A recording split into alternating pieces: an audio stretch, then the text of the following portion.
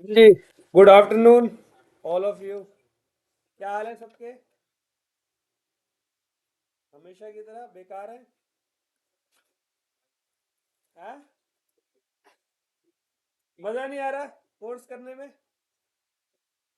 फिर चलो भाई, बिल्कुल शांत हो जाओ। क्लास आपकी चालू है। तो यूनिट नंबर 5 से आज हमारा स्टार्ट होने वाला है। यूनिट 4 तक हमने कर लिए, यूनिट 1, यूनिट 2, यूनिट 3, यूनिट 4। ठीक है। आज फर्स्ट क्लास किसकी है यहाँ पे? आज आपकी। और तेरी सारी क्लासें पहली ही होती है, तो तुझे पल्ले तो कुछ पड़ता नहीं। तो बिल्कुल सबके लिए फ्रेश स्टार्ट है, ठीक है। यूनिट नंबर 5, जिसका नाम है ब्रीच ऑफ कॉन्ट्रैक्ट।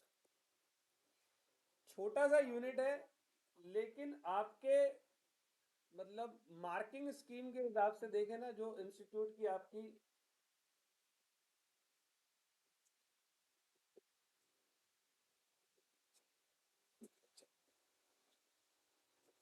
ओके। तो आपके इंस्टीट्यूट के पॉइंट ऑफ व्यू से देखें, वो जो आपको क्वेश्चन देता है, तो इस चैप्टर के अंदर से बड़ा क्वेश्चन जो है वो देखा जाता है रेगुलर बेसिस पर। छोटा सा चैप्टर, लेकिन बड़ा धमाका, कहते नहीं छोटा पैकेट बड़ा धमाका। तो टॉपिक का नाम है breach of contract and it's what. तो आज सर आपने इंस्टीट्यूट की बुक खोली हुई है ना? तो इंस्टीट्यूट की बुक खोली हुई है, ये खौफ है बच्चों का कि सर बुक से पढ़ते हैं, समझ नहीं आता, पढ़ा नहीं जाता, शब्द समझ में नहीं आते। ठीक है। तो हम लोग क्या करेंगे? प्रोसीजर हमारा वही है। प्रोसीजर क्या है? पूरा नोट डाउन। मेरे नोट्स जो है क्लास में नोट डाउन, और साथ साथ इंस्टीट्यूट की बुक भी पढ़ने वाले हैं। ठीक है। टाइम टेकिंग होगा, लेकिन एक्सपर्टिसनेस अगर चाहिए तो फिर मुझे लगता है कि अब ये वाला पहलू हम स्टार्ट करते हैं। तो अब हमारा जो पहलू है वो क्या है? मैंने ऑनलाइन भी यही किया हुआ है, चैनल पे भी इंस्टीट्यूट की बुक से, अब इधर भी इंस्टीट्यूट की बुक से ही करेंगे। All well. तो टेंशन ही नहीं वाला, बात का पंगा ही नहीं। क्योंकि बाद में क्या करते हैं, बुक उठाते हुए वैसे दीपक पाठक बहुत अच्छा है। जैसी बुक निकाली तो फिर मेरे को भी हिचकी आ जाती है कभी कभार। ठीक है। तो स्टार्ट कर रहा हूँ, ज्यादा समय वेस्ट नहीं कर रहा। पहले सुन लो, चैप्टर समझ लो, ये चैप्टर क्या है। बिल्कुल डिटेल में समझना, अभी लिखने की जरूरत नहीं है। जब लिखने का टाइम आएगा मैं आपको बता दूंगा। चैप्टर को समझो। चैप्टर का नाम है मेरे प्यारे बच्चे, ब्रीच ऑफ कॉन्ट्रैक्ट। ठीक है जी। ब्रीच ऑफ कॉन्ट्रैक्ट हुआ ऐसा। सबसे पहले शब्द है breach. What is the meaning of breach? Breach का मतलब है तोड़ना। किसको तोड़ा? कॉन्ट्रैक्ट को तोड़ा। यूनिट नंबर 1, यूनिट नंबर 2 और unit number 3 of Indian contract act, हम लोगों ने यह सीखा कि किस तरीके से कॉन्ट्रैक्ट को बनाया जाता है। ठीक है जी। जैसे ही एक वैलिड कॉन्ट्रैक्ट को बनाना हम लोगों ने सीख लिया, उसके बाद यूनिट नंबर 4 ने हमें सिखाया कि उस वैलिड कॉन्ट्रैक्ट को, जिस वैलिड कॉन्ट्रैक्ट को आपने बनाया, उसको परफॉर्म करना। परफॉर्मेंस करने के 6 मेथड बताए थे, और मेथड नंबर 6 क्या था? Breach of contract. क्या हुआ भाई कि ए है और बी है, इन दोनों के बीच में एक एग्रीमेंट बना। एग्रीमेंट बनना, बनाया कैसे जाता है वो आप लोग पहले से जानते हो।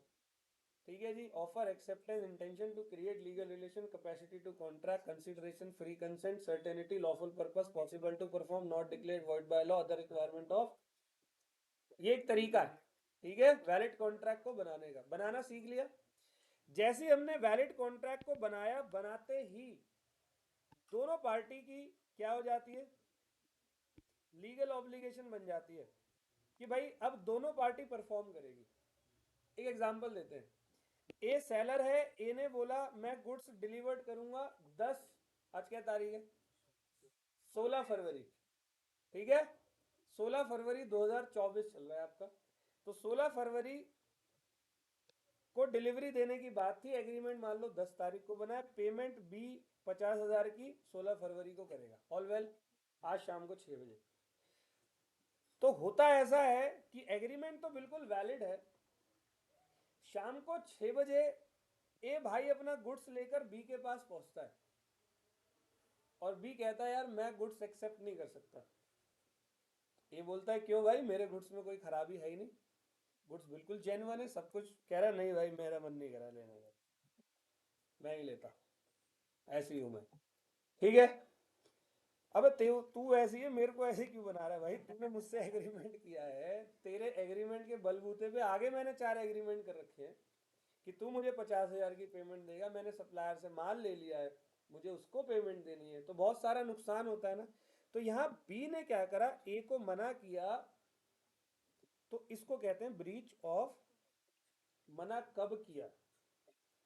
बिल्कुल एंड टाइम पर, मतलब ऐसे बोल सकते हो ड्यू डेट पर मना कर दिया। जैसे ही परफॉर्मेंस ड्यू हुई वैसे ही सामने वाली पार्टी ने मना किया।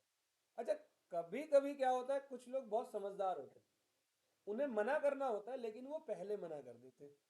वो थोड़े से दिलदार होते हैं, उन्हें पता है सामने वाले का नुकसान ना हो। एग्रीमेंट कब बना था? परफॉर्मेंस कब थी? पार्टी ने 13 तारीख को फोन कर दिया कि भाई वो यार वो सही है, समझ गए, मैं नहीं ले सकता गुड्स को। यार एक बार बता, तू चाहे 13 को मना करे चाहे तू 16 को मना करे, नुकसान तो ए पार्टी का दोनों ही सिचुएशन में है या नहीं है? अच्छा, जब तुमने मुझे 16 को मना किया था तो मैं तुम्हारे खिलाफ लीगल एक्शन कब ले सकता हूं? जब तुम मुझे मना करो उसके बाद। हाँ, यहाँ एक फायदा हो गया, तुमने मुझे कब मना किया? दो ऑप्शन है मेरे पास।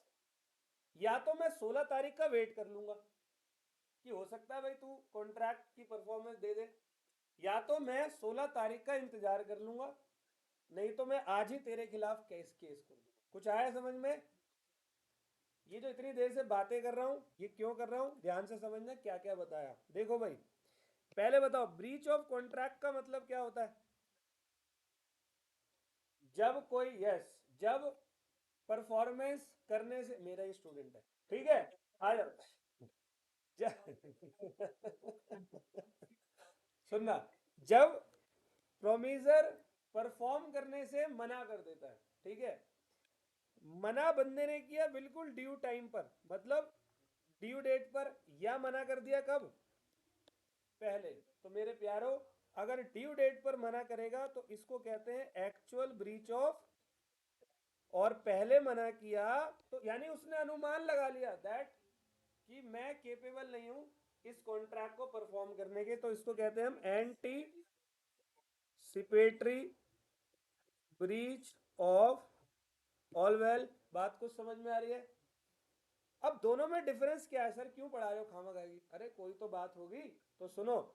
एक्चुअल ब्रीच ऑफ कॉन्ट्रैक्ट के अंदर जो एग्रीव्ड पार्टी, नया शब्द आया, नया नहीं है, ये तो बहुत पहले से चल रहा है भाई, जिसके साथ में नुकसान होता है उसे क्या कहते हैं? जिसने नुकसान किया। ऑल वेल, तो यहां नुकसान हुआ मिस्टर ए के साथ, A will be aggrieved party. Then aggrieved party has a right to take action against defendant party, which is Mr. B, on or after due date. This is actual breach of।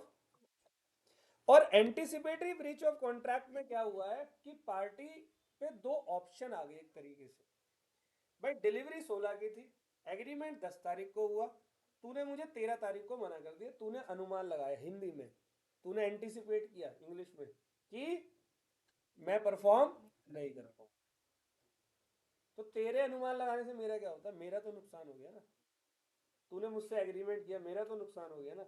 तो तेरे breach of contract करने की वजह से मेरा जो नुकसान हुआ है, अब मेरे पास तेरे खिलाफ क्या क्या अधिकार है, मतलब rights of aggrieved party against defendant party, क्या क्या अधिकार है। ऑल वेल, तो अधिकार नंबर 1 हमेशा एग्रीव्ड पार्टी के पास रहता है कि एग्रीव्ड पार्टी डिफेंडेंट पार्टी के अगेंस्ट में सबसे पहले कॉन्ट्रैक्ट को क्या करती है?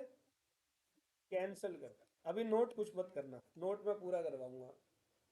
कॉन्ट्रैक्ट क्या करती है? कैंसिल करती है। ठीक है, अब कॉन्ट्रैक्ट को कैंसिल करने के बाद जिस एग्रीव्ड पार्टी का नुकसान हुआ है, क्या वो एग्रीव्ड पार्टी अपने नुकसान की भरपाई सामने वाली पार्टी से लेगी या नहीं?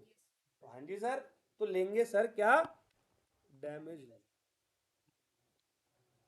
ऑल वेल, कभी कभी ना डैमेज नहीं लेते, कभी कभी पैसा नहीं चाहिए, मेरे पास बहुत है, तू मेरे से और ले जा। ठीक है, उसके लिए भी कुछ बातें होंगी, वो हम आगे बताएंगे। ये था आपके यूनिट का ओवरव्यू, कुछ आया समझ में? ठीक है जी, क्लियर है। इंस्टीट्यूट की किताब पे अभी आएंगे थोड़ी देर में, पहले अपने तरीके से स्टार्ट करते हैं। सब नोट करेंगे, कोई भी बंदा ऐसा नहीं होगा जो नोट नहीं करेगा। ठीक है, सब नोट करेंगे। अब सुन लो, 2 पेन लेकर आया करो सबके सब, इंपॉर्टेंट बातें लिखने के लिए। चलो जी, तो यूनिट नंबर 5 आपका ब्रीच ऑफ कॉन्ट्रैक्ट। तो हेडिंग बना लो सबके सब।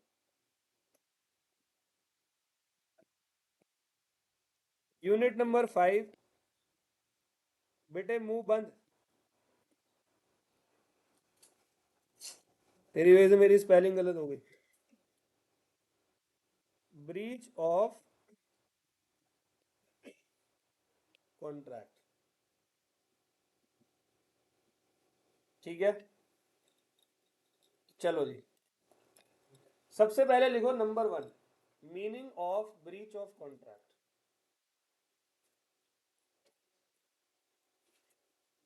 नंबर 1,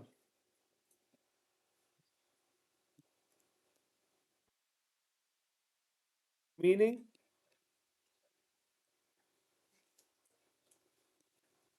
बेटे रिक्वेस्ट कर रहा हूं, कृपया करके आवाज ना करें, बाहर फेंक दूंगा क्लास के, अच्छा लगेगा। Meaning of breach of contract. तो चलो, when the प्रोमीजर,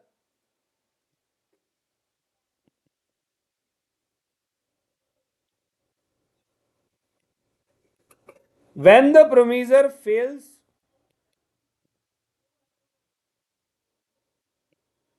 to perform his promise without any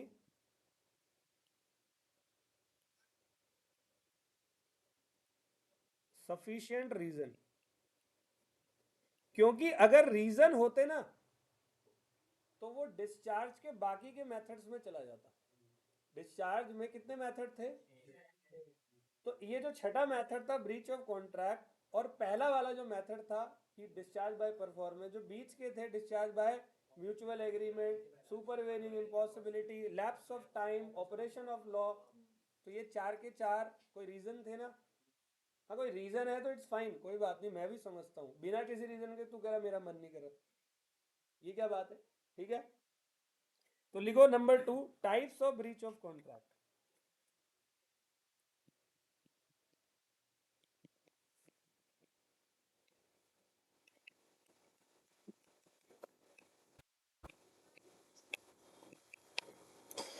तो बेटे मेरे ब्रीच ऑफ कॉन्ट्रैक्ट 2 टाइप के होते हैं। सबसे पहला, number 1, actual breach of contract.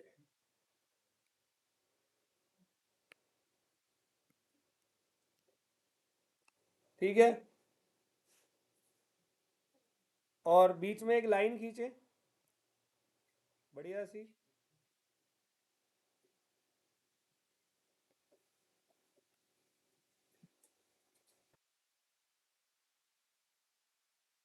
दूसरी साइड लिखेंगे anticipatory breach of contract.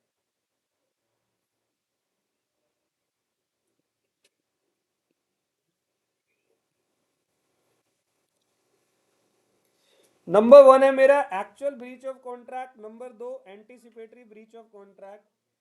Actual में परफॉर्मेंस करने से पार्टी कब मना करती है? ड्यू डेट, मतलब बिल्कुल एंड टाइम पर मना करा। जैसे कभी कभी क्या हो कि सारे बच्चे क्लास में आ जाओ और फिर मैडम आए बताने की आज क्लास नहीं है,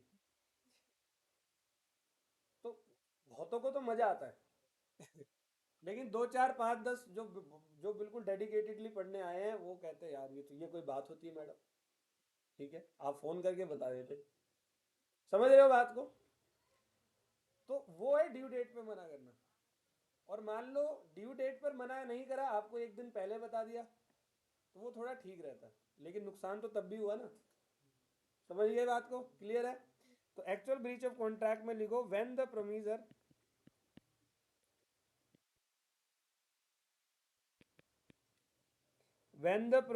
refuses to perform on due date. पहले मैं इसको ही करवा रहा हूं, फिर हम वहां जाएंगे। Example, S has to supply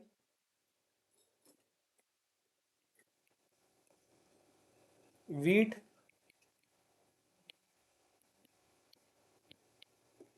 to buyer B on 15th of December। ठीक है, तो वीट की डिलीवरी कब करनी थी? 15 दिसंबर को। ठीक है जी, ओके। आगे है if S fails to supply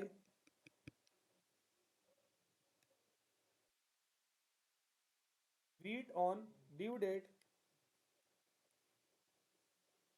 then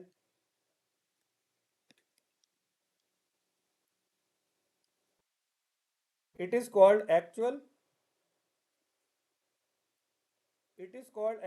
breach of contract. Due date पर मना कर दिया भाई ने, दिल दुख गया मेरा।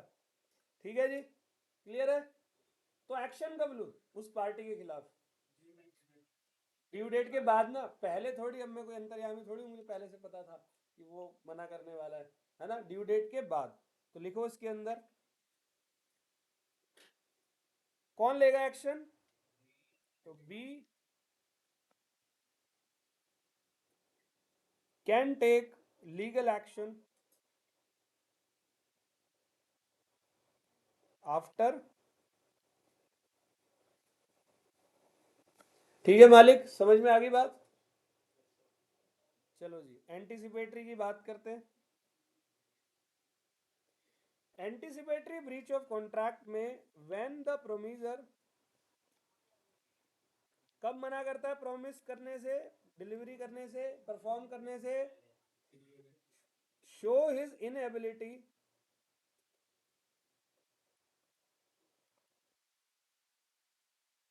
To perform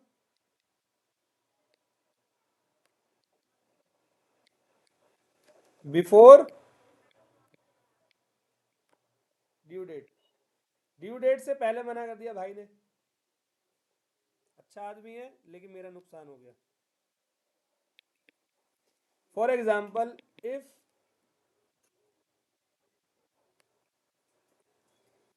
in the left handed example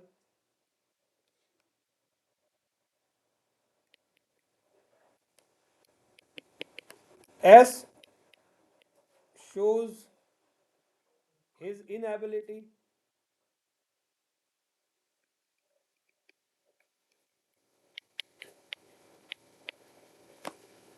to perform before due date,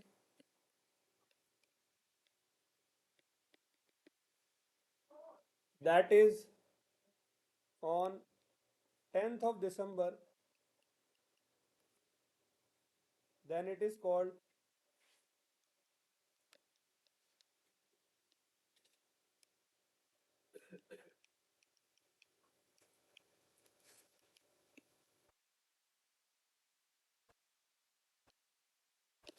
anticipatory breach of। तो बताओ बी कब एक्शन लेगा? नाउ बी कैन टेक, बताओ, या तो इमीडिएटली एक्शन ले ले, जैसी 10 तारीख को पता ठीक है, या तो इमीडिएटली एक्शन ले ले, या वो वेट कर ले ड्यू डेट, यानी कि जो भी तारीख है 15 तारीख की, और उसके बाद एक्शन ले अगर वो परफॉर्म नहीं कर पाया तो now we can take immediately action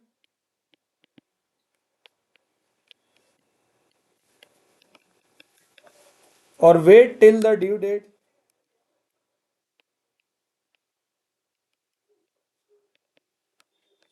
and then take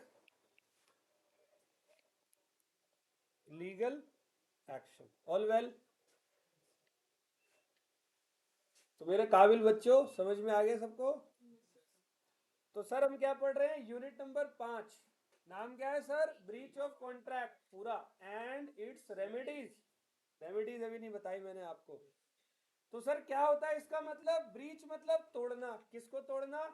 contract को तोड़ना। कौन तोड़ रहा है? जिन्होंने बनाया होगा तब तोड़ रहे हैं, या तो उसी टाइम तोड़ रहे हैं जब परफॉर्म करना है, या परफॉर्म करने से पहले तोड़ रहे हैं। उसी टाइम तोड़ेंगे तो एक्चुअल ब्रीच ऑफ कॉन्ट्रैक्ट, उससे पहले अगर कोई पार्टी तोड़ रही है anticipatory breach of contract. Actual breach of contract में एग्रीव्ड पार्टी डिफेंडेंट के खिलाफ लीगल एक्शन कब ले सकती है? तो ड्यू डेट के बाद। और एंटीसिपेटरी में एग्रीव्ड पार्टी इमीडिएटली भी एक्शन ले सकती है और wait till the due date. All well? चलो जाओ इन आईसीआई के मटेरियल पे आते हैं। कहाँ गया मटेरियल?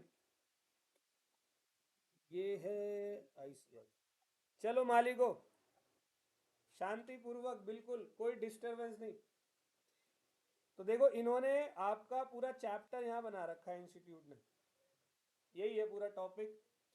तो ब्रीच ऑफ कॉन्ट्रैक्ट में एक तो एंटीसिपेटरी, एक एक्चुअल ब्रीच ऑफ कॉन्ट्रैक्ट, ये दोनों हमने पढ़ लिए। फिर रेमेडीज की बात करेंगे तो रेमेडीज उन्होंने बताए हैं damage, contract cancel, specific injection, quantum variate. और डैमेजेस के अंदर 1 2 3 4 5 और इसके 2 पार्ट होते हैं। ठीक है जी, क्लियर है? तो सबसे पहले इंस्टीट्यूट के मटेरियल को खोल रहे हैं तो वर्ड टू वर्ड पढ़ेंगे। मैं रिपीट कर रहा हूं, मुझे कोई डिस्टरबेंस नहीं चाहिए। सीए कर रहे हो, सीरियस हो जाओ। अब ये गाना बजा रहा किसी के फोन में। अच्छा, आ जाओ। कौन सा था? चलो।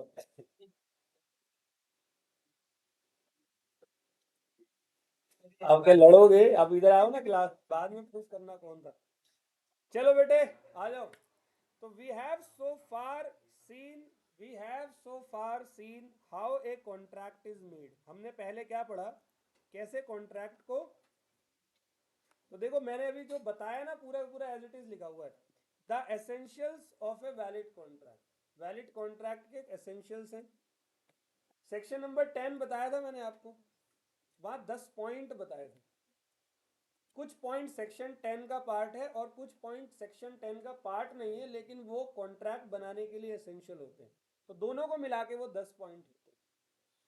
And also a contract is to be performed as well as how a contract may be put an end. तो यूनिट नंबर 4 में ये सीखा कि कैसे कॉन्ट्रैक्ट को हम लोग क्या करते हैं? परफॉर्म करते हैं। We shall now discuss about the breach of contract. Breach मतलब तोड़ना कॉन्ट्रैक्ट को, and also the mode in which compensation for breach of contract is estimated. अब देखो जी, अब ए ने बी से एग्रीमेंट किया, डिलीवरी 20 तारीख को होनी थी। डिलीवरी वाली डेट पर मान लो सप्लायर ने माल देने से मना कर दिया, तो सप्लायर हो गया डिफेंडेंट पार्टी, और जो बायर था वो कौन सी पार्टी हो गया? किस दिन मना किया? मतलब एक्चुअल ब्रीच ऑफ कॉन्ट्रैक्ट हो गया। तो अब जो बायर बंदा है, उस बायर को कई तरीकों के नुकसान हो सकते हैं। हमें इस चैप्टर में यही अंदाजा लगाना है कि पार्टी को कितने तरीकों के नुकसान हुए, मतलब वो जो पार्टी जिसको नुकसान हुआ वो कॉम्पनसेशन किस तरीके से ले सकता है और कितना ले सकता है। आया कुछ समझ? जैसे मैं आपको एक सिचुएशन बताता हूँ, ठीक है, बहुत अच्छे से समझना सबके सब।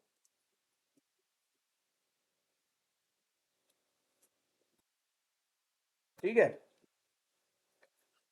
मेरा मन कर रहा है घूम घूम के पढ़ाने का, लेकिन मैं अभी बंधा हुआ हूँ इन तारों के बीच में। और यही शौक लगे इलेक्ट्रिकल वाला, तो माइकल जैक्सन से कम नहीं लगूंगा। ठीक है, पहले देख लो दिख रहा हूँ या नहीं। हाँ, दिख तो रहा हूँ। तो जी सुनना ध्यान से। मैं आपको ना दो सिचुएशन बता रहा हूं, आपको मुझे आंसर जवाब देना है कि पार्टी को नुकसान कितना हुआ। ठीक है। सिचुएशन नंबर 1 कि क्या हुआ जी, एक सेलर और बायर के बीच में एग्रीमेंट हुआ। बायर ने सेलर से बोला मुझे 20 तारीख को, अगले महीने की 20 तारीख को 1000 किलो चावल चाहिए, राइस, तो दे दोगे आप? तो सेलर ने बोला दे देंगे। तो तय हो गया रेट 80 रुपए किलो चावल। ऑल वेल डन, कोई दिक्कत? अगले महीने की 20 तारीख को सेलर ने चावल देने से मना कर दिया, ब्रीच ऑफ। चावल तो दुनिया भर में कहीं से ले लो, क्या दिक्कत है, लेकिन ब्रीच तो हो गया। बायर गया दूसरी जगह से चावल लेने, बायर को पड़े चावल 90 रुपए किलो। कितने? सेम सेम क्वालिटी, सब कुछ सेम, लेकिन सेलर के साथ एग्रीमेंट कितने का हुआ था? पर केजी बायर को क्या नुकसान हुआ? टोटल कितने किलो थे? मतलब 1 लाख रुपए का 10,000 किलो चावल, 1,000 किलो थे। 1,000 किलो तो मल्टीप्लाई 10, 10,000 रुपए का नुकसान हुआ बायर। क्या इसके अलावा कोई और नुकसान दिख रहा है तुम्हें? कोई नुकसान नहीं है? क्या है बताओ? कोई नुकसान नहीं है भाई, उसको ये वाला सेलर दे रहा था, वो दूसरे से ले आया, लेकिन नुकसान तो 10,000 का हुआ है। महंगा पड़ा ना, तो जितना महंगा पड़ा बायर सेलर से उतने रुपए ले लेगा। भैया तेरी वजह से 10,000 रुपए एक्स्ट्रा दे, ला भाई दे। सही है, मतलब ये ऑर्डिनरी। सही है। मैं अभी बता नहीं रहा ये क्या, कौन सा डैमेज है क्या नहीं है, वो हम आगे पढ़ेंगे। जो भी डैमेज है, तुमने आंसर समझ गया ना? अब सुनो जी, दूसरी सिचुएशन। अब सिचुएशन नंबर 2, क्या हुआ जी, किसी बंदे की शादी है, ठीक है, मान लो मेरी शादी है, वैसे हो चुकी है दोबारा नहीं करेंगे, कई बार हो गई। अच्छा, कह रहा कई बार हो ली सर। तूने मुझे कहाँ देखा? मैं तो अलग अलग रहता हूँ, कैसे पता? अरे सुनो, ध्यान से सुनना कि अब जैसे मेरी शादी हुई थी 1 साल पहले, मेरे को बड़ा मजा आता है ये एग्जांपल देने में। ठीक है। अब क्या हुआ कि 1 साल पहले मेरी शादी हुई थी, तो शादी से 3 महीने पहले वो तारीख वारीख आ गई थी, शादी की डेट निकल गई, 26 ऑफ फेब। ठीक है, तुम लोग पार्टी दे देना उस दिन। तो 26 फरवरी की शादी थी, तय हो गया। सब सुनना बहुत अच्छे से, इतनी प्यारी बात बताऊंगा आपको, ये चैप्टर बहुत अच्छे से समझ में आ जाएगा, ये वाली लाइन खास करके, कि 3 महीने पहले सारी डेट बुकिंग वगैरह हो जाती है, आपको पता ही। उसके बाद खर्चे चालू हो जाते हैं। सबसे पहले बंदा जाता है दिल्ली चांदनी चौक, है, 80-90 औरतों को लेके चलो भाई ठीक है। अब भाई मैं पूरा एग्जांपल नहीं दे रहा, और पता है तो चुप रहे। ठीक है। अब सुनना ध्यान से।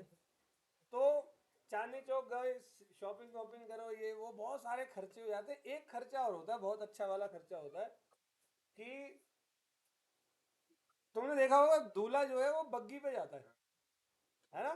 बड़ा अच्छा लगता है उस टाइम, 15-20 मिनट के लिए बड़ा बढ़िया लग रहा होता है वो। उसके बाद तो उसका करियर स्पॉइल होने ही वाला है अब मान लो कि एक बग्गी वाले को बुक किया, मैंने बुक किया मेरी शादी, बग्गी वाले को बुक किया कि भाई 26 तारीख की शादी है, और बारात जो है 7 बजे पहुंच जाएगी। ये दुनिया का सबसे बड़ा झूठ होता है। दुनिया के सारे झूठ एक तरफ, और जो कार्ड में लिखा होता है ना, बारात अपने निवास स्थान से 7 बजे प्रस्थान करेगी, वो एक तरफ। 12 कम बेटे, 12 में तो फूफा नाली में गिरा पड़ा है। ठीक है उसको नहला के कपड़े पहनाने तब जाके जाएगा, फूफा के बिना बारात जा नहीं सकती, नाराज हो जाएगा वो शादियों में फूफा लोग क्यों आते हैं? नाराज होने। पता है ना आपको, मामा और फूफा ये दोनों का काम है नाराज होना। अभी सुनना। अब क्या हुआ कि बग्गी वाले से कॉन्ट्रैक्ट हो गया कि 26 फरवरी को 8 बजे जो है हम लोग वहां पहुंचेंगे, जो भी लोकेशन है शादी की, उससे वही होता है 200-300 मीटर पहले बग्गी में बैठ जाता है बंदा। ठीक है, एग्रीमेंट हो गया। 50,000 रुपये में बात होगी, बड़े पैसे लेते हैं वो लोग साले। ठीक है जी, 50,000 में बात हो गई, 5,000 रुपये उसको एडवांस दे दिया, और बाकी पैसे भी सेम डे मैंने दे दिए। सुबह सुबह उसने कहा लाओ जी पैसे दो, पैसे भेज दिए। अब पहुंच गए, बारात बिल्कुल पहुंच गई वहां पर, और दूल्हा, इमेजिन करो वहां घोड़ी नहीं पहुंची, बकरी नहीं पहुंची, अब दूल्हा खड़ा है, कितनी बेइज्जती होगी। अब दूल्हा पैदल पैदल आ रहा है, अच्छा लगेगा? अच्छा लगेगा? नहीं लगेगा ना? भाई बग्गी पे आने का पैदल जाने का दोनों का डिफरेंट थिंग है।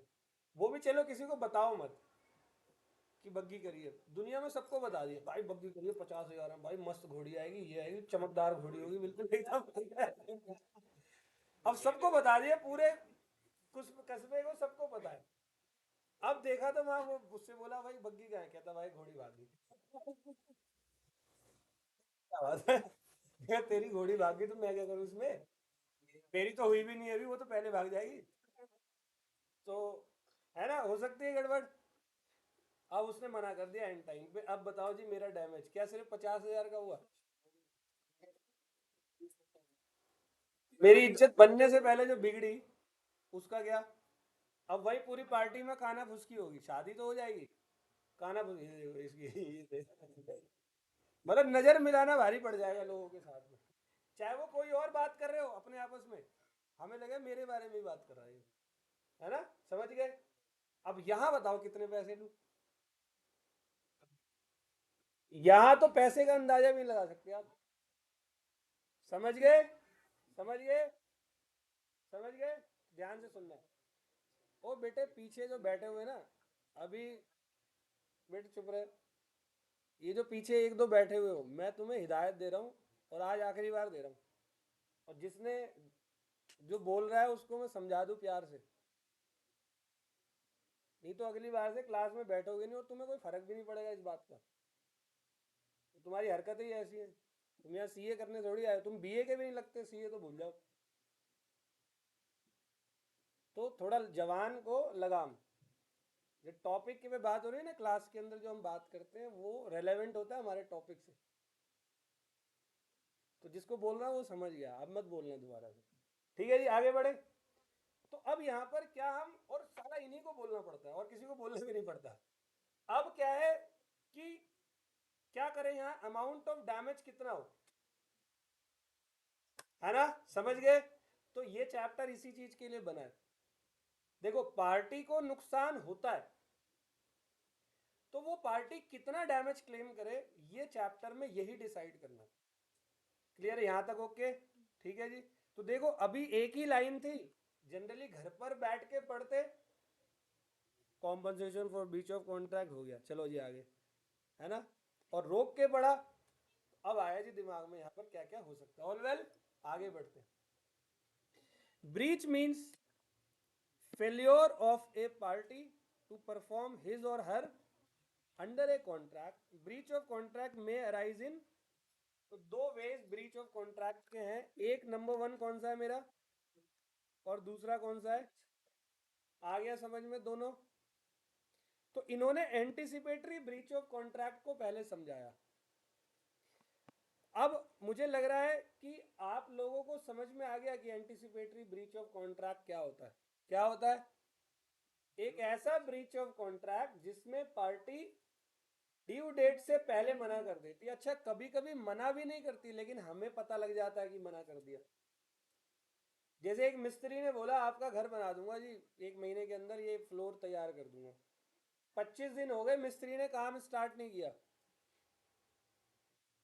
तो क्या समझू अब मैं, 5 दिन में घर बना देगा वो कुबेर का भतीजा है। पुराने जमाने में राजाओं के घर बनाते थे कुबेर, 1 मिनट में तुम। अब वो जमाना थोड़ी है। समझ गए? तो मेरे को इम्प्लाइडली ये पता लग रहा है दैट कि उसकी इच्छा नहीं है परफॉर्म करने की। All well. तो एंटिसिपेटरी ब्रीच ऑफ कॉन्ट्रैक्ट में कह रहा है, and anticipatory breach of contract is a breach of contract occurring before the time fix for the performance has. जो फिक्स टाइम हुआ है परफॉर्म करने का, उससे पहले इन्होंने मना किया है। When the promiser refuses altogether to perform his promise, जब promiser ने अपनी promise करने से मना कर दिया, and signifies his unwillingness, और अपनी express करा अपनी unwillingness that I am not able to perform the contract। और रीजन ये वो वाले नहीं है, वो जो हमने यूनिट 4 में पढ़े थे, वो तो अलग टॉपिक है। जैसे सुपरवेनिंग इम्पॉसिबिलिटी हो गई तो कोई दिक्कत ही नहीं है, तो ब्रीच ऑफ कॉन्ट्रैक्ट थोड़ी है, तो वॉइड कॉन्ट्रैक्ट है, यूजलेस हो गया। अब बाढ़ आ गई उसकी वजह से परफॉर्म नहीं करा। अब मान लो अभी भूकंप आ जाए और मैं कह नहीं बेटा पढ़ो सीरियस, ठीक है, और ये हिल रहा है पंखा यहाँ से यहाँ तक, वो बेटे आ जाओ ब्रीच ऑफ कॉन्ट्रैक्ट पढ़ेंगे। सर ने मुंडी हिलाई, क्लास में कोई भी नहीं है। समझ गए। और बाहर सब बच्चे भाग गए, बाहर की बिल्डिंग गिर गई, बच्चे दब गए। कुछ नहीं हुआ। इसलिए भागना नहीं, ठीक है। आ जाओ आगे बढ़ते हैं। तो anticipatory sorry his unwillingness even before the time of performance has arrived, it is called anticipatory breach। यहाँ तक ओके। कह रहा है एंटीसिपेटरी ब्रीच ऑफ कॉन्ट्रैक्ट में take either of the following two ways. तो दो इसके तरीके हैं एंटीसिपेटरी ब्रीच ऑफ कॉन्ट्रैक्ट के, या तो आपने बोल दिया या इशारों से। इशारे में समझ गए, अभी एग्जाम्पल दिया था। आपका जून में एग्जाम है 21 तारीख को, और 1 जून तक कॉन्ट्रैक्ट एक्ट भी कंप्लीट नहीं हुआ। हर क्लास में आता हूँ, 2 लाइन बोल के चला जाता हूँ। बच्चों बाकी तो आप लोग समझदार हो, बाकी तो कर ही लोगे, बाकी तो करना ही है। समझ गए। तो ये तो फिर बहुत ही गलत हो गया ना सिचुएशन। ऐसे हुआ है हमारे साथ एक बार, सुनना बहुत अच्छे से, जिसने सुना हुआ है वो बीच में मत बोलना। एक जगह पढ़ते थे हम लोग, पढ़ते थे, सीए का होता था सीपीटी, ठीक है जी। सीपीटी होता था, एक इंस्टीट्यूट में गए पढ़ने के लिए, छोटे ही बच्चे थे, ज़्यादा उम्र नहीं थी। तो हम कुछ 8 9 10 दोस्त थे, वहाँ चले गए पढ़ने के लिए। तो क्लासेस सारी हुई, 4 सब्जेक्ट यही वाले होते थे जो आपके पास अभी हैं, बट वो सारे ऑब्जेक्टिव होते थे। और पासिंग मार्क्स 200 का पेपर होता था और 100 नंबर लाने होते थे, ठीक है। टोटल 100 ले आओ, चाहे कहीं से भी लाओ, चाहे मैथ्स की बुक टच करो या मत करो, कुछ मत करो, पहले ऐसा होता था। तो गए इंस्टीट्यूट के अंदर, तो वहाँ मैथ्स के टीचर बड़े अच्छे थे, बहुत अच्छे। वो जब एक क्वेश्चन बोलना स्टार्ट करते तो बच्चे सो के उठते थे, सब खत्म हो गया। इतना धीरे बोलते थे। where the party has decided to express his willingness। बच्चा कहता सर जल्दी बोलो, मेरे को कल मुंबई निकलना है। एक तो लेकिन वो बहुत अच्छे इंसान थे, बहुत शरीफ इंसान, बड़ा मजेदार। एक इकोनॉमिक्स के टीचर थे, उनको हिंदी नहीं आती थी, वो आते थे इंग्लिश में बोल के, और ऊपर ही नहीं देखा उन्होंने आज तक, कोई है भी क्लास में या नहीं है। वो नीचे ही बोर्ड की तरफ करके उसी तरफ मुंह करके आते थे और उसी तरफ निकल जाते। वो समझ ही नहीं आया आदमी कभी, ठीक है। एक अकाउंट्स का टीचर था, उससे किसी ने डाउट पूछा तो वो कहता भाई तू तो रैंक होल्डर है, तो वो हवा में चढ़ गया। वो अगली बार डाउट ही नहीं पूछता था। एक लॉ का टीचर था, वो आता ही नहीं था, ठीक है जी। अब इस तरीके से हमारी नैया चल रही थी। अब एग्जाम था कुछ दिसंबर में 14 तारीख को, और सितंबर तक ऐसे ही था, मतलब सितंबर तक अकाउंट्स का एक चैप्टर हुआ था। मैथ्स वाले सर ने पूरी कोशिश की थी, आधा चैप्टर करा दिया, ठीक है। तो बहुत स्लो थे ना। इको वाले का सिलेबस तीसरी बार चल रहा था, उसमें रिवाइज करवा रहा था इंग्लिश में, ठीक है। लॉ वाला आया लास्ट दिन एक, वो आया तो उसने लॉ की बुक स्टार्ट करी, खोली, गुटखा खा के आया था साला, और मैं आगे बैठा हुआ। मतलब तुम यकीन नहीं मानोगे, उस दिन पूरी होली खेली थी मैंने, प्योर होली खेली। व्हाइट शर्ट पहन के गया था भाई साहब, इतना लाल किले के ऊपर इतना वो नहीं होगा रेड कलर जितना मेरी शर्ट के ऊपर था। अब वो पढ़ा रहा है, उसने पढ़ाया, पहले पेज से स्टार्ट किया, तुम यकीन नहीं मानोगे, कॉन्ट्रैक्ट एक्ट खत्म 40 मिनट में। समझ गए बट्टो। भाई ये कौन है। उससे अच्छा तो मैथ वाला कम से कम होली तो नहीं खेलता हमारे साथ, है ना। अब वो अगले दिन आया, अगले दिन में सेल्स ऑफ गुड्स एक्ट और पार्टनरशिप, तीन ही एक्ट हुआ करते थे, तीनों खत्म, 2 क्लास में सिलेबस खत्म। हम उसके पास गए, सर ये तो कुछ समझ ही नहीं आया, कुछ तो बता दो। कह रहा कि मेरे को 8 साल हो गए पढ़ाते हुए। मैं कहा सर 13 साल हो गए पढ़ते हुए, ठीक है। 12 साल 12th के, एक ये लगा लो आपका वाला। तो कुछ ऐसे भी होते, होते ही नहीं होते। अब इन्होंने टॉप मारा था, ठीक है। अब उन्होंने क्या किया, उनके मतलब उन्होंने मना नहीं किया हमें पढ़ाने से, लेकिन उन्होंने पढ़ाया भी नहीं कभी। वो हमें इम्प्लाइडली ये बताना चाह रहे थे कि हो गया तुम्हारा। समझ रहे हो बात को। तो कभी कभी पार्टी एक्सप्रेसली करती है, कभी कभी इम्प्लाइडली भी कर लेती है। इम्प्लाइडली आप सब इन शब्दों से वाकिफ हो ना? इम्प्लाइडली मतलब बिना बोले, act, implied, impose by law, conduct of the parties. ठीक है जी। तो यहां पर देखो जी, दो एग्जाम्पल है, ध्यान से सुनना एग्जाम्पल को। Example 1, where a contract with B on 15 July 2000। A ने बी के साथ कॉन्ट्रैक्ट किया 15 जुलाई 2022 to supply 10 bales of cotton for a specified sum on 14 August 2022। Delivery कब की है? 14 अगस्त की। 30 जुलाई को, on 30th July, inform B that he will not be able to supply the said cotton on 14th August. उसने express rejection किया, मतलब उसने 30 जुलाई को ही मना कर दिया कि भाई मैं नहीं करा रहा हूँ। तो ये एंटिसिपेटरी है या नहीं है? दूसरा example, where A agrees to sell his white horse to be for ₹50,000 on 10th August 2022। लेकिन साले ने क्या किया, 1 अगस्त को वो घोड़ा सी को बेच दिया। मतलब वादा मुझसे किया, आई लव यू मुझे बोला, और घूम उसके साथ रही है। ठीक है, गलत नहीं है? बहुत ज्यादा गलत है। अरे तूने रात को ही मेरे को व्हाट्सएप पे बोला था यार, 2-4 दिन तो वेट कर लेती। ठीक है, अभी सुनना है ना, कई बार गलतियों से बहुत सारे मैसेज भेज देते हैं। अच्छा तेरे को आ गया तू क्यों दिल पे ले रहा है बात को? अभी सुनो, आगे सुनो, ध्यान से सुनो। ए ने बी को वादा किया, वादा कब किया था? 10 अगस्त को, कि भाई तेरे को मैं 10 तारीख को वाइट वाला घोड़ा जो है वो दे दूंगा। एग्रीमेंट हो गया दोनों के बीच में। 1 तारीख को ए ने वही घोड़ा सी को दे दिया। तो अब बी क्या समझे? ये implied anticipatory breach of contract है। उसने मना नहीं किया बी को, लेकिन वो वाइट घोड़ा, एक ही घोड़ा था उसके बाद, वही बेच मारा उसने। ये अच्छा है साला, समझ गए? तो section number 39 of Indian contract act deals with anticipatory breach of contract. तो एंटिसिपेटरी ब्रीच का सेक्शन क्या है? अब सर आप लोग ये बोलोगे क्या सेक्शन याद करने जरूरी है? सब सुनो मेरी बात को बिल्कुल डिटेल में। वैसे इसके लिए मैंने एक वीडियो बनाई हुई है आपकी, आपके लिए मैं अपलोड भी कर दूंगा, लेकिन यहां पर जब आ गया तो बोलता हूं, सेक्शन कोट नहीं करोगे आंसर में कोई फर्क नहीं पड़ता। सेक्शन कोट किया है और गलत कोट किया है, आंसर चाहे कितना अच्छा लिखा हो आपने, 1 नंबर नहीं मिलेगा, 0 मार्क्स मिलने वाले हैं।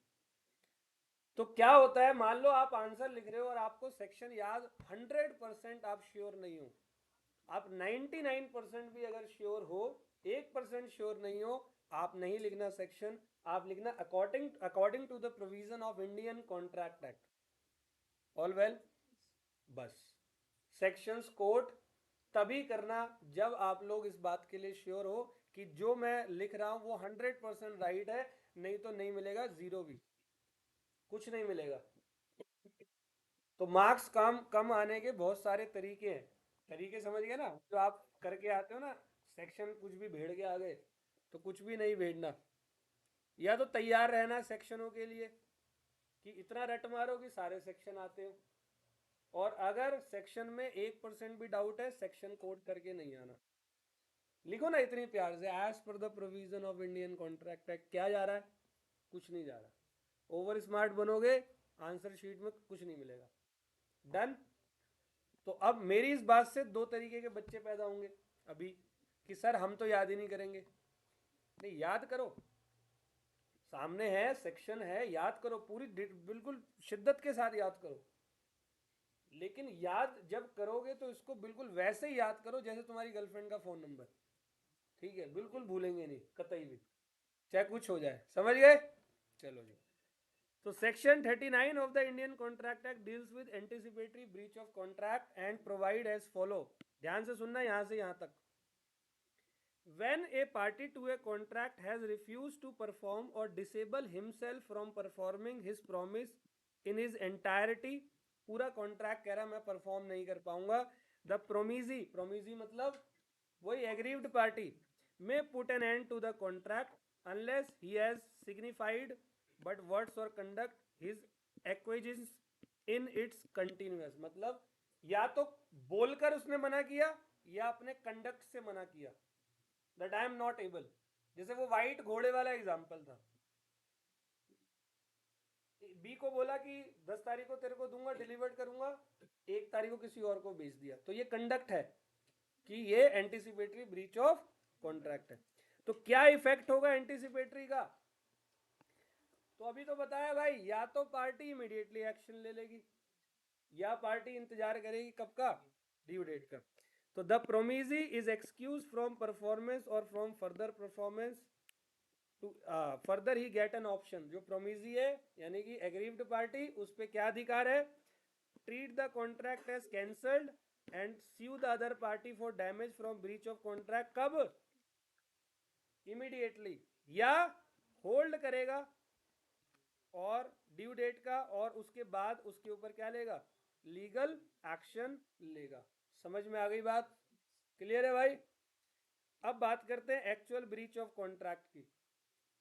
तो एक्चुअल में क्या लिखा हुआ है? In contrast to anticipatory breach it is a case of refusal to perform the promise on the, बेटा डेट पे मना कर रहे हो, ऑन ड्यू डेट मना कर रहे हो आप। The parties to a lawful contract are bound to perform their respective promises. The parties to a lawful contract are bound to perform their respective promises.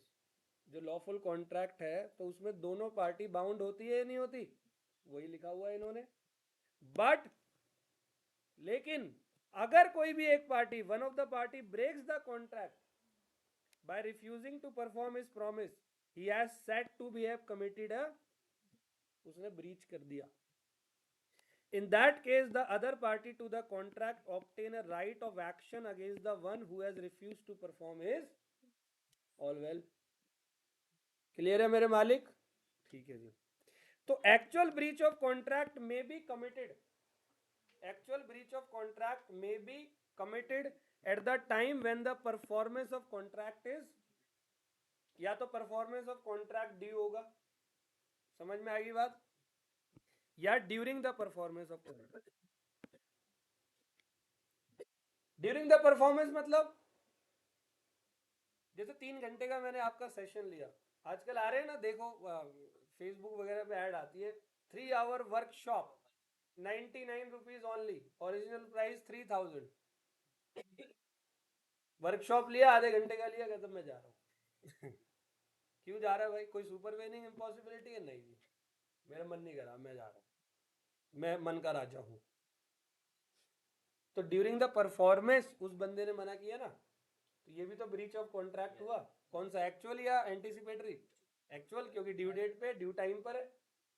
समझ में आ गया सबको? तो अब क्या किया जाए भाई? तो जरा ये चार्ट पढ़ लो और फिर हम अपने नोट्स पे वापस आते हैं। देखो जी, क्या किया जाए? कह रहा remedies for breach of contract, मतलब अब जिसका नुकसान हुआ उस पार्टी के पास क्या क्या रेमेडी है ब्रीच ऑफ कॉन्ट्रैक्ट होने पर। सबसे पहली बात, वो क्या करेगा? कॉन्ट्रैक्ट को कैंसिल करेगा। रिसेशन मतलब होता है मेरे प्यारो कैंसिल करना। Rescind the contract means cancellation of the contract. क्या कर दिया? कॉन्ट्रैक्ट। ठीक है भाई। अब लेगा उस बंदे से क्या? डैमेज लेगा। भाई तू इधर आ जा जल्दी, पैसे दे मेरे, तेरी वजह से जो नुकसान हुआ है वो नुकसान की भरपाई कर। स्यूट फॉर, दो बातें आ गई। तीसरी बात, मान लो कि मैं खुद अंबानी की औलाद हूं, तो मैं क्या डैमेज लूं तेरे से? तेरी पूरी गली कुनबा गांव वाँव सारी प्रॉपर्टी खरीद लूंगा। समझ रहे हो? मैं खुद बहुत पैसे वाला बंदा हूं, मेरे को डैमेज से ज्यादा जरूरत है उसी परफॉर्मेंस की। मतलब मैं तेरे ऊपर केस करूंगा स्पेसिफिक परफॉर्मेंस के लिए। जो एग्रीमेंट तूने ब्रीच किया ना, मुझे वो करके दे बस। कुछ लोग होते नहीं है, भाई मुझे ये काम चाहिए, पैसा वैसा नहीं चाहिए, होते हैं ना कुछ लोग ऐसे अड़ियल। तो उनके लिए sweet for, sorry, suite for specific, suite मतलब केस फाइल करना। अगला है स्यूट फॉर इंजंक्शन। इंजंक्शन मतलब ये वो नहीं है जो तुम्हारे लगता है, इंजंक्शन मतलब होता है मेरे प्यारो स्टे ऑर्डर लगवाना, कोर्ट से स्टे लगवाना। अभी इसको समझो मत अंदर, बस वर्ड का मतलब समझ लो, क्योंकि यही तो टॉपिक पढ़ाने वाला हूं मैं। और अगला है suite upon quantum, quantum merit, ये भी अपना एक अलग टॉपिक है। तो ये सारे अधिकार पार्टी के ऊपर होते हैं। कितने बड़े? 5। कौन कौन से? suit for damage, rescission of contract, suit for specific performance, suit for injunction, suit upon quantum। ठीक है जी, चलो जी नोट्स पे आ जाओ वापस।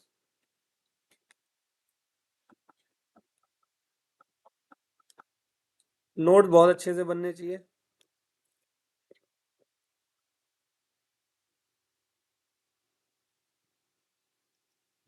हेडिंग बनाओ। कितनी? 2 पॉइंट हो गए थे ना। लिखो राइट ऑफ, नंबर 3 लिखो, पॉइंट नंबर 3 लिखो, राइट ऑफ एग्रीव्ड पार्टी। अच्छा ये जो नोट्स हैं,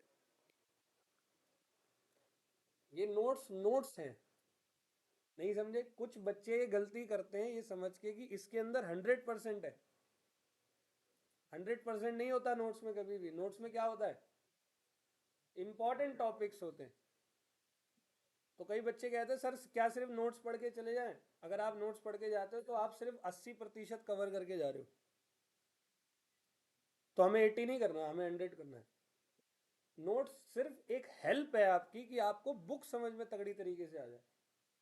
तो ये गलती मत करना कि सिर्फ नोट्स पढ़ के जाओ। हाँ ये नोट्स एंड के लिए, और एंड के लिए तो मैं आपके लिए और द लास्ट राइड लेकर आया हूँ। ठीक है, उसका दूसरा सेक्शन आ जाएगा आपके पास संडे तक, मतलब यूनिट 1 पूरा संडे तक आ जाएगा, 1 पेजर। तो वो लेकर आया हूँ मैं आप लोगों के लिए। ठीक है, तो आपको ये नोट्स को उसी तरीके से पढ़ना है। तरीका पिछली क्लास में बताया था, रिपीट कर रहा हूँ, ध्यान से सुनो। हाँ जी, बता रहे हो, 1 मिनट रुको, धमका क्यों रही है? ठीक है अभी सुनना, सुनना ध्यान से। करना क्या है, आपको जब भी पढ़ना है कोई भी यूनिट, पहले मेरे नोट्स को पढ़ लो पूरा। ठीक है, नोट्स को जैसे ही पढ़ोगे सारे क्लास के एग्जाम्पल दिमाग में घूमने लग जाएंगे। नोट्स पढ़ा, नोट्स को साइड करा, क्या उठा दो? मॉड्यूल उठा दो जी, इंस्टीट्यूट का पूरा मॉड्यूल कर लिया। हाँ जी हो गया। अब करेंगे हम पास्ट ईयर्स, क्वेश्चंस करेंगे, केस स्टडीज करेंगे। All well. और बाद में जब वो चैप्टर पक्का हो जाए फिर वही पढ़ेंगे, the last ride. Last ride क्या है? वो 1 पेजर चार्ट जो मैं आप लोगों को तैयार करके दे रहा हूँ धीरे धीरे। ठीक है, डन। तो मुझे नहीं लगता कि इसके बाद आपको किसी और चीज़ की ज़रूरत होगी सिवाय कॉन्फिडेंस के। ठीक है, okay. Right of aggrieved party against,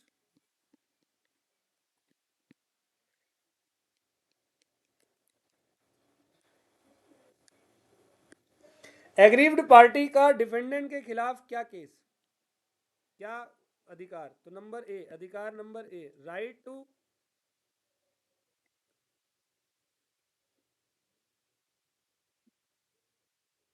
रिस्काइंड the contract. बेटे रिस्काइंड का मतलब होता है कैंसिल करना। क्या करा? तो लिख लो इसके अंदर, the aggrieved party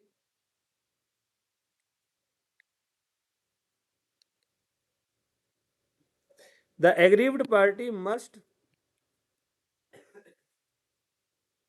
cancel the contract before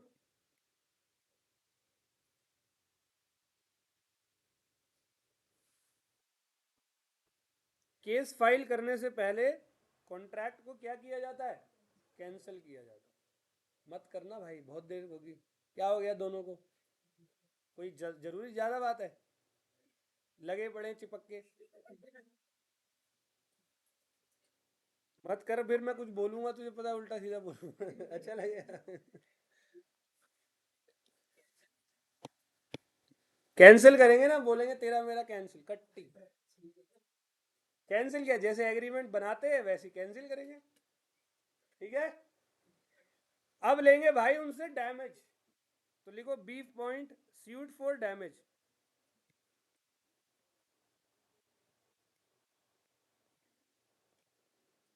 suit file करेंगे, केस फाइल करेंगे डैमेज के लिए। तो डैमेज का मतलब क्या होता है मेरे प्यारो? Monetary compensation. डैमेज मीन्स जो नुकसान हुआ मेरा,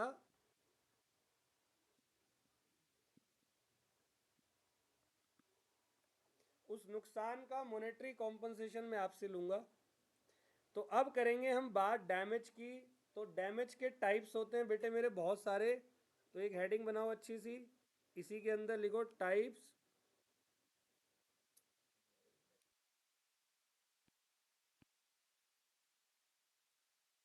ऑफ डैमेज।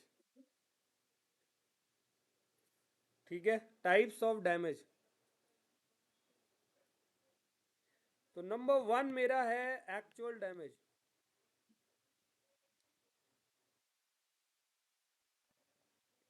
इसके ब्रैकेट में आप लिख दो ऑर्डिनरी डैमेज। एग्जाम्पल ले लो एक्चुअल और ऑर्डिनरी डैमेज का। ये बहुत सिंपल डैमेज है। याद करो, मैंने अभी आपको एक चावल वाला एग्जाम्पल दिया था। कौन सा? भाई क्या हुआ, मैंने कुश के साथ एक एग्रीमेंट किया। मान लो कुश की शॉप है होलसेल राइस की, और कुश ने मुझे बोला कि मैं आपको सर नेक्स्ट मंथ वही 1000 किलोग्राम राइस एट ₹80 पर केजी मैं डिलीवर कर दूंगा 20 तारीख को। मेरे को 20 तारीख को चाहिए थे अगले महीने। अब अगले महीने 20 तारीख को मैंने इसको कॉल किया, कुश ने फ़ोन उठाया, मैंने कहा राइस, कह रहा कि नहीं दे सकता। मैंने कहा क्या कोई दिक्कत हो गई? कह रहा कोई नहीं, मैं नहीं दे रहा, आपने पढ़ाया नहीं ठीक। ठीक। तो मैंने कहा यार ऐसा मत कर भाई, दे दे यार। तो नहीं दिया इसने, तो ब्रीच ऑफ कॉन्ट्रैक्ट कर लिया। चल इससे बाद में निपटेंगे, चावल की ज़रूरत थी। मैंने क्या करा, मैंने बाहर किसी और दुकान से चावल लिए 1000 किलो, 90 रुपये पर केजी। तो मेरा पर केजी कितना नुकसान हुआ? 10 रुपये का। चावल की क्वालिटी सेम थी, मेरा काम भी हो गया, मुझे कोई दिक्कत नहीं हुई। तो मैं अब इसके खिलाफ पहले तो कॉन्ट्रैक्ट कैंसिल किया मैंने जब इसने ब्रीच किया, तो मैं इससे ऑर्डिनरी डैमेज ले लूंगा। क्या इसने कुछ खास किया मेरे खिलाफ? कुछ नहीं भाई, चावल देने से नहीं दिए इसने, क्या करें, कहीं और चले जाएंगे हम। लेकिन कहीं और जाएंगे तो उसका नुकसान तू ही भरेगा। All well. तो लिखे इसके अंदर एक्चुअल डैमेज में लिखे it means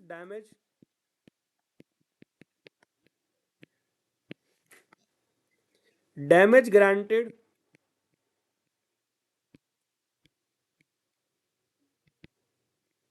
in the normal course of business.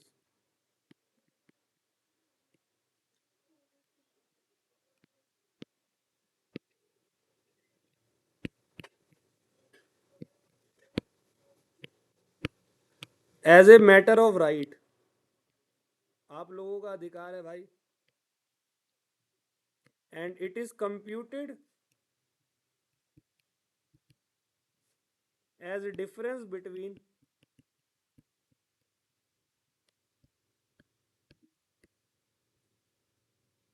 market price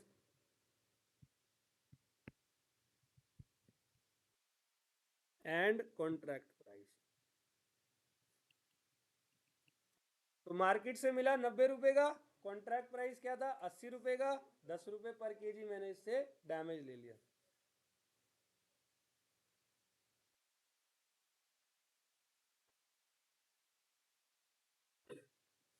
ठीक है। सेकंड पॉइंट है हमारा स्पेशल डैमेज।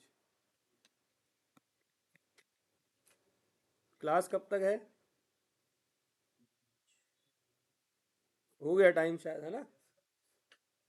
चलो, तो एक काम करते हैं, सुन लो अभी, पैकिंग बात बाद में करना। सब लोग नया रजिस्टर बना लिए सबने? जो अभी आज से जिन्होंने ज्वाइन किया उनको बता रहा हूँ।